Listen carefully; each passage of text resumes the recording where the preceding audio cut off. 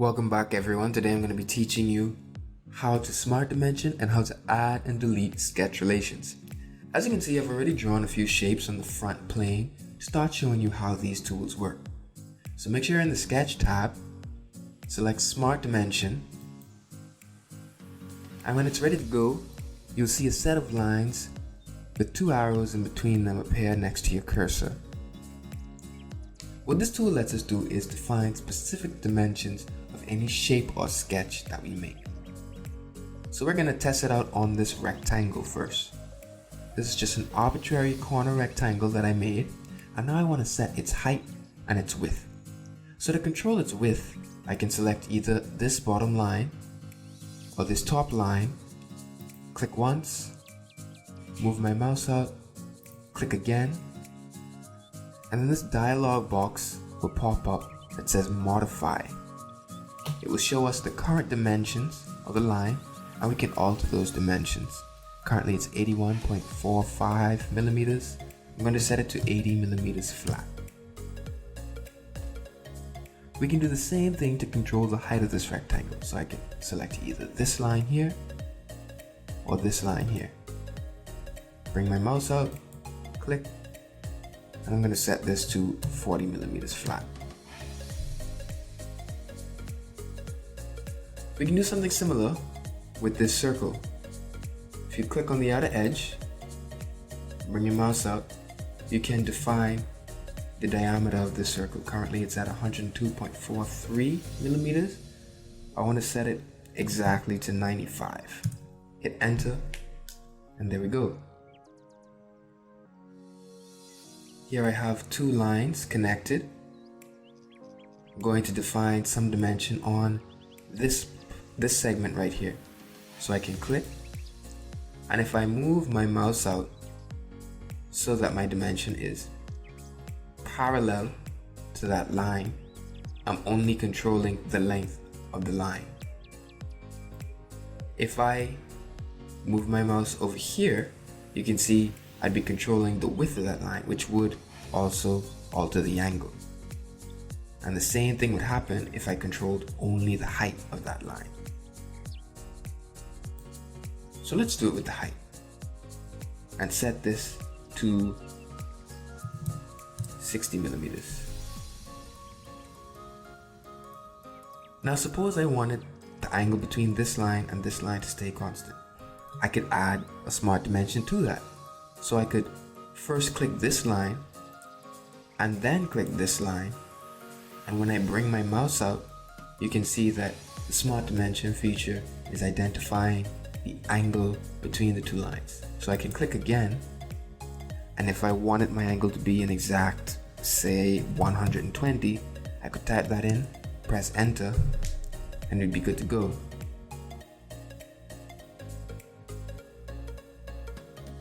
Over here, I have a polygon, well, a triangle, and then a set of lines that I drew inside of this polygon.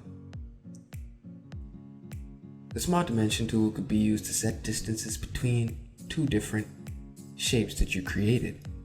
So if I choose the outer edge of this polygon here, and then I click on this line here that I drew, zoom in a bit to make it easier,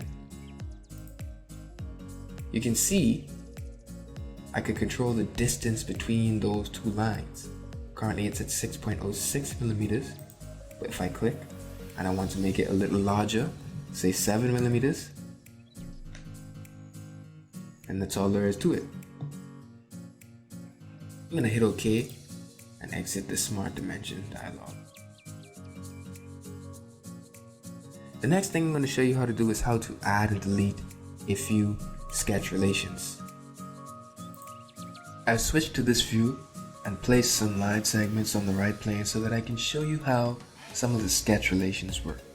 Now obviously, when you have a set of lines that don't have any sizes or angles defined, you can control them quite easily by manipulating the points which connect them or dragging the lines themselves.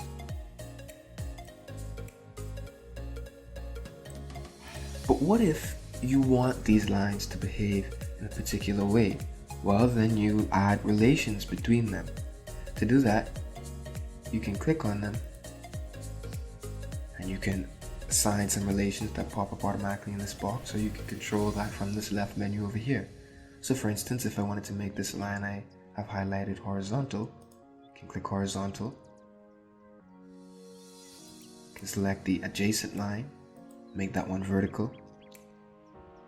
And if I wanted the orientation of this line to remain the same no matter what points I push or pull, I can click on that and click on this anchor icon that says fixed. And then hit OK. And when I click off from that line, you'll see that it turns black. That is SOLIDWORKS notifying me that that line is fixed. Now obviously you cannot add contradicting relationships to a single entity. So for instance, if I click on this line, which already has a horizontal relationship, and I try to add a vertical relationship, SOLIDWORKS will give me an error saying that it's unsolvable. And of course it's unsolvable because you cannot have a line that is perfectly horizontal and perfectly vertical. So I'm going to go to this existing relation box over here, right click on the vertical relationship, delete it, and then hit OK so we can get rid of that error. You can also add relationships between different lines and different points. If I hold Control and I select this line, and I also select this line, you can see there are several relationships that we can add. We can make one line perpendicular to the other, we can make them parallel, we can make them collinear. For now I'm just going to choose parallel. Don't mind this error that may pop up, or rather this warning that may pop up. It's of no real significance right now. You can hit OK.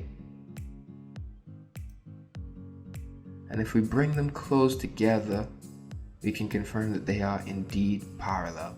They line up perfectly with one another. There are a few more relationships that exist with points that I'm going to show you. So for now, I'm going to actually select all of these lines and delete them. Let's use the circle tool. I'm going to put the center point for my circle right on the origin.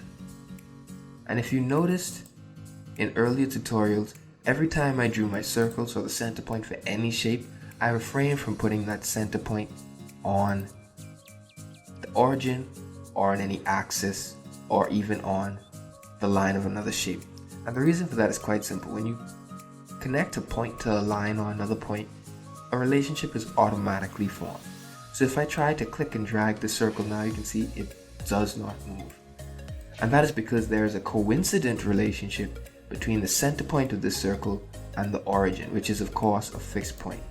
So if I want to move my circle, I have to make sure it's selected, go on this display delete relations button up here, click it again, and we can see we have a coincident relationship that's formed. So if I delete that and then press OK, you can see I'm now free to move my circle again. If I drag this center point back to that origin, that coincident relationship will be recreated. And we have a similar thing happen if I drag this center point directly on an axis or a line. So when I connect them and hit OK, a coincident relationship is formed, and if I try to move my circle, sure, it will move along the axis or the line, but it won't move anywhere else. So if you find yourself in a situation where a shape is not moving how you want it to,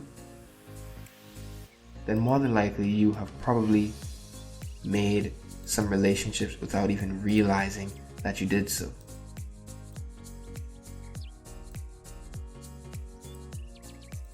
I've gone and opened up a new part file so that I can show you the last set of sketch relations I want you to know.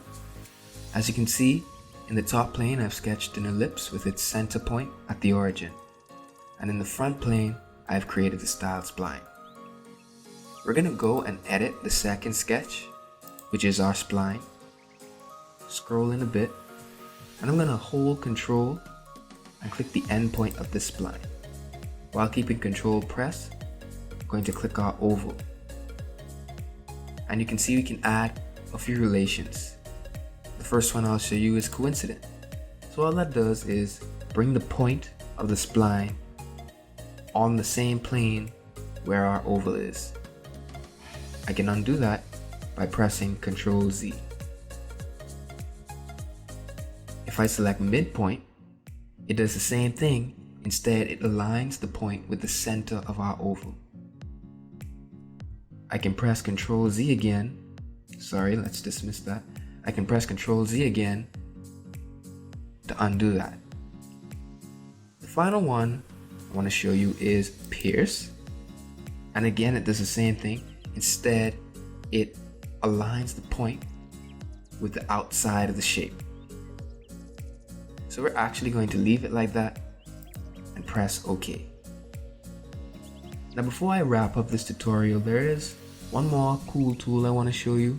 So we're going to look at the front plane head on, and we're going to continue with this sketch. I'm going to select a line. I'm going to draw a line directly on our right plane.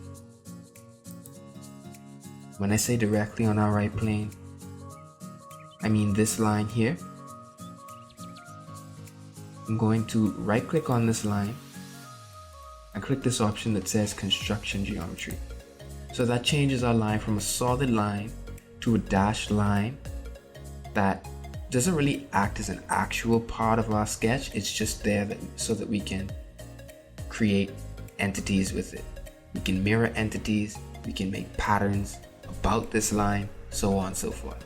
So I'm going to use the mirror tool. And when we do that, we have two boxes. One that's asking us what entities to mirror, and the other asking us what entity to mirror it about. So I'm going to choose the spline because I want to mirror the spline. I'm going to mirror it about this construction geometry we created. When it's ready to go, a yellow preview should pop up that shows you what the final thing will look like. So I'm going to press OK.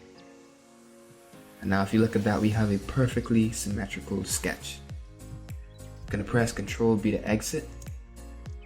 We're going to go back to our trimetric view. And there we have it. When we come back, we're going to cover some more feature tools and get into some really fun stuff because we're actually going to be building our first item. So until then, see you later.